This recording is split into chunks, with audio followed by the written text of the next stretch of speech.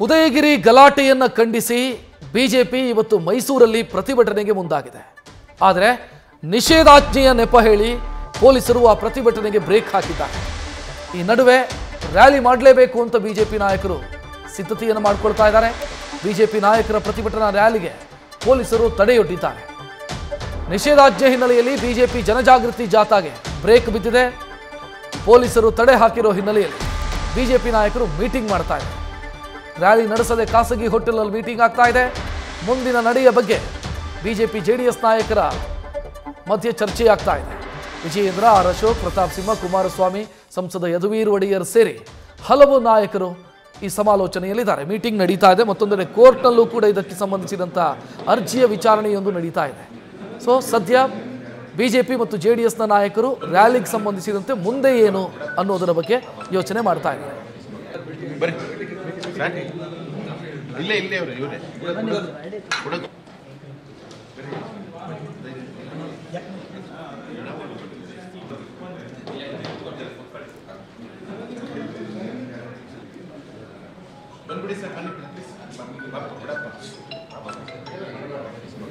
Rajendra safe ಆಗಿ ಹಿಂದಿದ್ದು ಬಿಟ್ಟ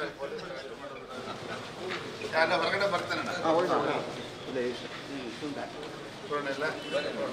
ಹೆಚ್ಚಿನ ಡೀಟೇಲ್ ನೀಡೋದಕ್ಕೆ ನಮ್ಮ ಪ್ರತಿನಿಧಿ ರವಿ ಪಾಂಡವಪುರ ನೇರ ಸಂಪರ್ಕದಲ್ಲಿ. ರವಿ, ಒಂದು ಕಡೆಯಲ್ಲಿ ಹೈಕೋರ್ಟ್ ಅಲ್ಲಿ ವಿಚಾರಣೆ ನಡೀತಾ ಇದೆ, ಅದಕ್ಕೇನಾದ್ರೂ ಕಾಯ್ತಾ ಇದ್ದಾರಾ ಬಿಜೆಪಿ ಮತ್ತು ಜೆಡಿಎಸ್ ನಾಯಕರು?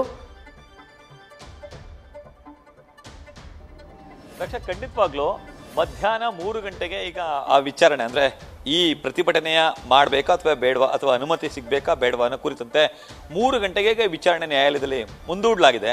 ಈ ನಡುವೆ ಮೈಸೂರಿಗೆ ಬಿಜೆಪಿಯ ರಾಜ್ಯಾಧ್ಯಕ್ಷರಾದಂತಹ BY ವಿಜಯೇಂದ್ರ, ವಿಪಕ್ಷ ನಾಯಕ ಆರ್ ಅಶೋಕ್, ಮಾಜಿ ಸಂಸದ ಪ್ರತಾಪ ಸಿಂಹ ಹಾಗೂ ಸಂಸದರಂತಹ ಯದುವೀರ್ ಕೃಷ್ಣದತ್ತ ಚಾಮರಾಜ ಒಡೆಯರ್ ಸೇರಿದಂತೆ ಹಲವು ನಾಯಕರುಗಳು ಆಗಮಿಸಿದ್ದಾರೆ.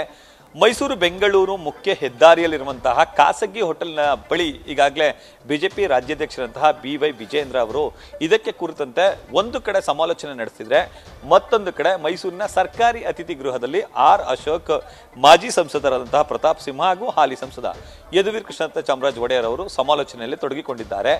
ಪ್ರತಿಭಟನೆಗೆ ಈಗಾಗಲೇ ಎಲ್ಲ ರೀತಿಯ ತಯಾರಿಯನ್ನ ಮಾಡಿಕೊಳ್ಳಲಾಗಿತ್ತು.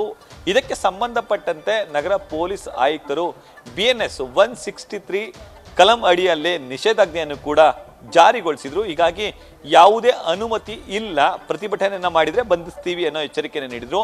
ಬೆಳಿಗ್ಗೆ 11 ಗಂಟೆಗೆ ನಿಗದಿಯಾಗಿದ್ದಂತಹ ಈ ಒಂದು ರ್ಯಾಲಿ ಅಥವಾ ಪ್ರತಿಭಟನೆ ಗನ್ ಹೌಸ್ನಿಂದ ಕೋಟೆ ಆಂಜನೇಯ ಸ್ವಾಮಿ ದೇವಸ್ಥಾನದವರೆಗೆ ತೆರಳಬೇಕಿತ್ತು. ಆದರೆ ಈಗ ಸದ್ಯಕ್ಕೆ ಅದನ್ನ ಯಾರು ಕೂಡ ಅಲ್ಲಿ ಭಾಗಿಯಾಗಿಲ್ಲ. ಕಾರಣ, ನ್ಯಾಯಾಲಯದ ಆದೇಶ ಬರುವವರೆಗೂ ಕೂಡ ತೀರ್ಮಾನವನ್ನು ಮಾಡಲಿಕ್ಕೆ ಸಾಧ್ಯ ಇಲ್ಲ. ಹಾಗಾಗಿ ನ್ಯಾಯಾಲಯದ ಆದೇಶ ಬರಲಿ, ಅದಾದ ಬಳಿಕ ನಾವು ಜಾಥಾದಲ್ಲಿ ಪಾಲ್ಗೊಳ್ಬೇಕು ಅಥವಾ ಬೇಡವೋ ಅನ್ನೋದನ್ನ ನಿರ್ಧಾರ ಮಾಡ್ತೀವಿ ಅನ್ನೋ ತೀರ್ಮಾನದಲ್ಲಿ ಈಗ ಬಿಜೆಪಿ ನಾಯಕರುಗಳು ಮುಂದಾಗ್ತಿದ್ದಾರೆ. ಒಂದೆಡೆ ಖಾಸಗಿ ಹೋಟೆಲ್ನಲ್ಲಿ BY ವಿಜಯೇಂದ್ರ ಅವರ ನೇತೃತ್ವದಲ್ಲಿ ಬಿಜೆಪಿ ನಾಯಕರುಗಳು ಚಿಂತನೆ ನಡೆಸ್ತಿದ್ರೆ, ಮತ್ತೊಂದು ಕಡೆ ಬಿಜೆಪಿ ನಾಯಕ ಆರ್ ಅಶೋಕ್ ಅವರ ಸಮ್ಮುಖದಲ್ಲಿ ಸರ್ಕಾರಿ ಅತಿಥಿ ಗೃಹದಲ್ಲಿ ಸಮಾಲೋಚನೆ ತೊಡಗಿಕೊಂಡಿದ್ದಾರೆ. ಇನ್ನು ಈ ಒಂದು ಉದಯಗಿರಿಯ ಕಲ್ಲು ತೂರಾಟ ಪ್ರಕರಣಕ್ಕೆ ಸಂಬಂಧಪಟ್ಟಂತೆ ಕೇವಲ 20 ಮಂದಿಯನ್ನ ಮಾತ್ರ ಬಂಧಿಸಲಾಗಿದೆ. ಹಲವರನ್ನ ಬಂಧಿಸಬೇಕು ಅನ್ನೋ ಒತ್ತಾಯ ಒಂದೆಡೆ ಆದ್ರೆ, ಮತ್ತೊಂದೆಡೆ ಈ ಭಾಗದಲ್ಲಿ ಶಾಂತಿಯನ್ನ ಕಾಪಾಡಿ ಅಂತೇಳಿ ದಲಿತ ಮಹಾಸಭಾದವರು ಅವರು ಕೂಡ ಕರೆಯನ್ನ ಕೊಟ್ಟಿದ್ರು. ಹೀಗಾಗಿ ಎರಡು ಪರ ಮತ್ತೆ ವಿರೋಧ ಈ ರ್ಯಾಲಿಗಳಿಗೆ ನಗರ ಪೊಲೀಸ್ ಆಯುಕ್ತರು ಅನುಮತಿಯನ್ನ ನಿರಾಕರಿಸಿದ್ರು. ಯಾವುದೇ ಕಾರಣಕ್ಕೂ 5ಕ್ಕಿಂತ ಹೆಚ್ಚು ಮಂದಿ ಗುಂಪುಗೂಡಬಾರ್ದು, ಒಂದು ವೇಳೆ ಗುಂಪುಗೂಡಿದ್ರೆ ಅವ್ರನ್ನ ಬಂಧಿಸುವಂತ ಕೆಲಸಕ್ಕೆ ಮುಂದಾಗ್ತೀವಿ ಅನ್ನೋ ಎಚ್ಚರಿಕೆಯನ್ನು ಕೂಡ ನೀಡಿದ್ರು. ಇದರ ನಡುವೆ 1000ಕ್ಕೂ ಹೆಚ್ಚು ಮಂದಿ ಪೊಲೀಸರನ್ನ ನಿಯೋಜನೆ ಮಾಡಲಾಗಿದೆ. ಬಿಗಿ ಪೊಲೀಸ್ ಬಂದೋಬಸ್ತನ್ನು ಕಾಯ್ದುಕೊಳ್ಳಲಾಗಿದೆ. ಯಾವುದೇ ಅಹಿತಕರ ಘಟನೆಗಳು ಸಂಭವಿಸಿದ ರೀತಿಯಲ್ಲಿ ಮುನ್ನೆಚ್ಚರಿಕೆಯನ್ನು ಕೂಡ ವಹಿಸಲಾಗಿದೆ. ಆದ್ರೂ ಕೂಡ ಬಿಜೆಪಿ ನಾಯಕರುಗಳು ನಾವು ಪ್ರತಿಭಟನೆ ರ್ಯಾಲಿಯಲ್ಲಿ ಮಾಡೇ ಮಾಡ್ತೀವಿ, ಅದರಲ್ಲಿ ಪಾಲ್ಗೊಳ್ತೀವಿ ಅನ್ನೋ ಮಾತನ್ನ ಹೇಳಿದ್ರು. ಇದಕ್ಕೆ ಸಂಬಂಧಪಟ್ಟಂತೆ ಸದ್ಯ ಈಗ ರ್ಯಾಲಿ ನಡೆಸಬೇಕು ಅಥವಾ ಬೇಡವೋ ಅನ್ನೋ ಚಿಂತನೆಯಲ್ಲಿ ನಾಯಕರುಗಳಿದ್ದಾರೆ. ರಕ್ಷತ್, ನ್ಯೂಸ್ ಫಸ್ಟ್, ನಿರ್ಭೀತಿಯಿಂದ ನಿಮ್ಮ ಪರವಾಗಿ.